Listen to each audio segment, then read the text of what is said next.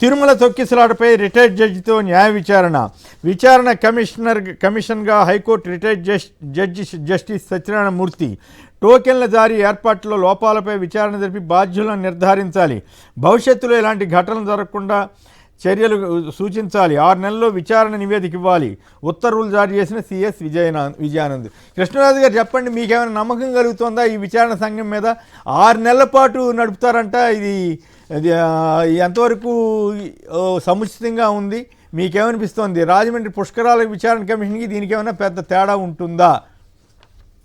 Sir, వీరి ఉద్దేశాలు మనకి ఆ కాల వ్యవధి నిర్ణయించినప్పుడే అర్థమైందండి. ఎందుకంటే మీకు తిరుపతి ఘటన జనవరి 8వ తేదీన జరిగితే నిన్న ఏదో విచారణ కమిటీ వేస్తామని చెప్పి అన్నారు.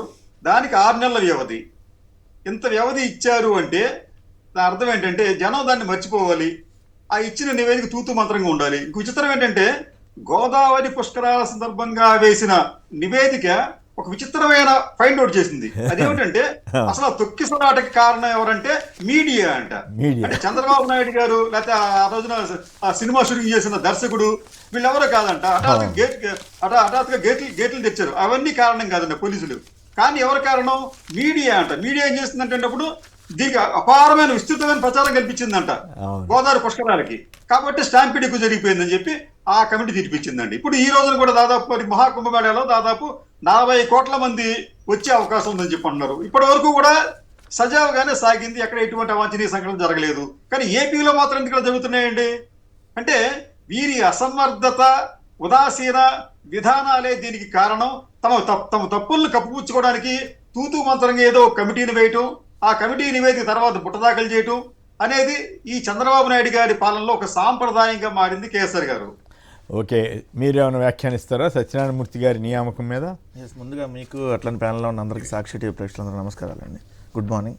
ఇప్పుడు రిటైర్డ్ ముందేమన్నారంటే రిటైర్డ్ జస్టిస్ చేస్తారని చెప్పలేదు, జ్యుడిషియల్ ఎంక్వైరీ అనే అన్నారంటే అందరూ ఏమనుకున్నారంటే ప్రస్తుతం ఉన్నటువంటి సిట్టింగ్ జడ్జితో విచారణ చేస్తారని అనుకున్నారు జనరల్గా.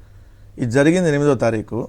ఏదైతే వాళ్ళు ఇప్పుడు నిన్న అంటే 22వ తారీఖు దానికి సంబంధించి అంటే ఎన్ని రోజులు టైం తీసుకున్నారు ఒక ఎంక్వైరీ వేయటానికే దాదాపుగా 3 వారాలు టైం తీసుకున్నటువంటి పరిస్థితి. రెండోది, ఈ 3 వారాలు మామూలుగా పోలీస్ కేసు విచారణ చేసి అసలు ప్రాథమిక విచారణలో ఏం తేలింది అనేది ఇవ్వాలి. సార్ దానికి సంబంధించి ఎక్కడ లేదు, ఎవరిని అసలు ఎక్కడ ఎఫ్ఐఆర్ కట్టింది కూడా లేదు. ఎఫ్ఐఆర్ కట్టింది పలానా వాళ్ళు బాధ్యులు దాంట్లో అని కూడా ఎక్కడ తేల్చింది లేదు. సో 3 వారాల తర్వాత ఏదో మధ్యలో ఒక కమిషన్ ఎటు వేయాలి కాబట్టి మళ్ళీ అడుగుతారు కాబట్టి, ఎందుకంటే ఈ మధ్య అడుగుతూ ఉన్నారు. ఎందుకంటే సుబ్బారాయుడు అంశం కూడా వచ్చింది కాబట్టి ముందేమన్నారు సుబ్బారాయుడిని ఇక్కడి నుంచి బదిలీ చేసామన్నారు. మళ్ళీ తీసుకొచ్చి అదే తిరుపతిలో వేశారు. సో మరి అంత సుబ్బారెడ్డి మీద అంత ప్రేమ ఎందుకో తెలంగాణ తీసుకొని వచ్చి తిరుపతిలో వేసి మళ్ళీ అక్కడి నుంచి ఇంత ఇష్యూ జరిగినా కూడా మళ్ళీ తిరుపతి తీసుకొని వచ్చారు. 2 వేసినటువంటి ఎవరైతే రిటైర్డ్ జస్టిస్ ఉన్నారో సత్యనారాయణ మూర్తి గారి మీద అనేక ఆరోపణలు కూడా అంతమంది వివాదాలు కూడా వచ్చినాయి. ఎందుకంటే అమరావతికి సంబంధించి అమరావతి ఒకటే రాజధానిగా ఉండాలనే అంశంలో ఏదైతే ప్రభుత్వం విత్డ్రా చేసుకున్నా కూడా మళ్ళీ ఆయన చేసినటువంటి కామెంట్స్, దాని తర్వాత ఆయన వెళ్ళిపోయేటప్పుడు అక్కడ రైతుల ముసుగులో ఉన్నటువంటి రియల్ ఎస్టేట్ వ్యాపారులు ఆయనకు పోల వర్షం కురిపించింది. ఎందుకంటే సహజంగా జడ్జీలకి అట్లా రిటైర్ అయినా కూడా ఎవరు కూడా అట్లాంటి బహిరంగ ఏపీలో రాష్ట్రపతి పాలన పెట్టాలన్న జడ్జి రాకేష్ కుమార్ చివరికి ఆయన రిజైన్ చేయాల్సి వచ్చింది. ఇట్లాంటి వ్యవహారాలు చేసి కేంద్రంలో ఆయనకి ఏదో పదవి ఇచ్చారు తర్వాత జస్టిస్ రాకేష్ కుమార్ జస్టిస్. దాని తర్వాత మీరు 31 లక్షల మంది జగన్మోహన్ రెడ్డి గారి ప్రభుత్వం ఇళ్ల పట్టాలు ఇస్తుంటే దాని మీద కూడా ఇతను స్టే ఇవ్వద్దు అని చెప్పి దాని తర్వాత చూస్తే మీకు జగన్ గారు లేఖ రాశారు. అంతకుముందు ఏదైతే ఇట్లా అంతకుముందు సుప్రీంకోర్టులో ఉన్నటువంటి ఒక న్యాయమూర్తి ఆధ్వర్యంలో వీళ్ళందరూ ఇట్లా పనిచేస్తున్నారు. దాంట్లో ఈయన కూడా ఒక అతను. 2 సరే ఇప్పుడు ఏకసభ్య కమిషన్ వేశారు. సార్ ఇప్పుడు ఏం తెలుస్తారు? ఇంకో పాయింట్ ఉంది. ఈ అమరావతి చట్టం దాని మీద అసలు ఈయన ఎంక్వైరీకి విచారణ బెంచ్లో ఈయన ఉండొద్దని రాష్ట్ర ప్రభుత్వం డైరెక్ట్గా అడ్వకేట్ జనరల్ అడిగితే కూడా లేదని ఈయన ఉంటా అని చెప్పి సరే ఇప్పుడు ఆయన్ని ఏదైతే తిరుపతిలో సంబంధించినటువంటి తొక్కిసలాటకి ఆయన ఆధ్వర్యంలో కమిషన్ వేశారంటే ఇంకేమిస్తారు? సేమ్ ఉందాక కృష్ణరాజు గారు ఏదైతే చెప్పారో గోదావరి పుష్కరాలు అప్పుడు కూడా గోదావరి పుష్కరాలు జరిగింది 2015 జూలై 14 సార్ 2015.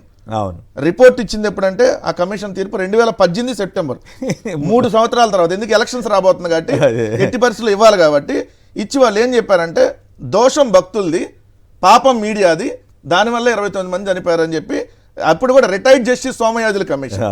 అసలు ఆయన రాసింది అంటూ చూడండి సార్ ఎంత ఆశ్చర్యకరమైన రాశాడంటే ముహూర్త కాలంలోనే స్నానం చేయకపోతే పుణ్యం రాదేమోనన్న ఆందోళనతో ఒక్కసారిగా వెల్లువల నదిలోకి పరుగులు పెట్టారు. పల్లంలోకి ప్రవహించే నీటిని ఆపగలమా? ప్రచారం అనే చెడ్డ వాహిక వల్ల ఎన్నో ప్రాణాలను మూల్యంగా చెల్లించాల్సి వచ్చింది. ముఖ్యమంత్రి స్నానం చేసి వ్యాన్లోకి వెళ్ళిన తర్వాతే తొక్కిసలాట జరిగింది.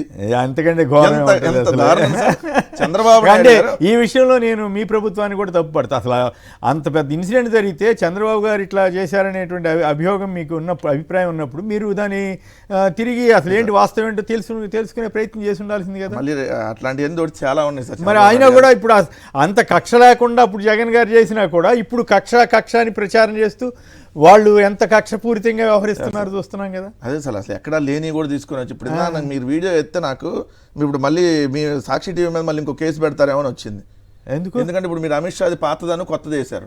అది చంద్రబాబు గారి వ్యాఖ్యలు. చంద్రబాబు అవును, ఆయన పొగిడాడు, తిట్టాడు. అట్లాంటివి కూడా ఇద్దరు సాక్షి న్యూస్ సహా పలువురు సామాజిక మాధ్యమ ఖాతాలపై కేసులు ఇవాళ ఈనాడులో వచ్చింది. ఎందుకు? ఇది 2019కి సంబంధించి చేసిన వ్యాఖ్యానాలని ఇప్పుడు సాక్షి టీవీ ఎక్స్ లో పోస్ట్ చేసిందంట, అంటే ట్విట్టర్ లో.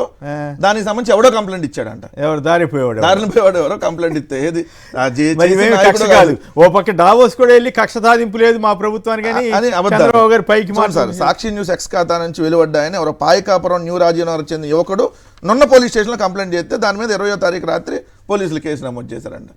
ఏంటంటే పాత వీడియోలు ఆయన అన్నయ్య కూడా మనం ప్లే చేయకూడదు. చంద్రబాబు నాయుడు మోడీ గారిని అప్పుడేమన్నాడు, ఇప్పుడేమన్నాడు.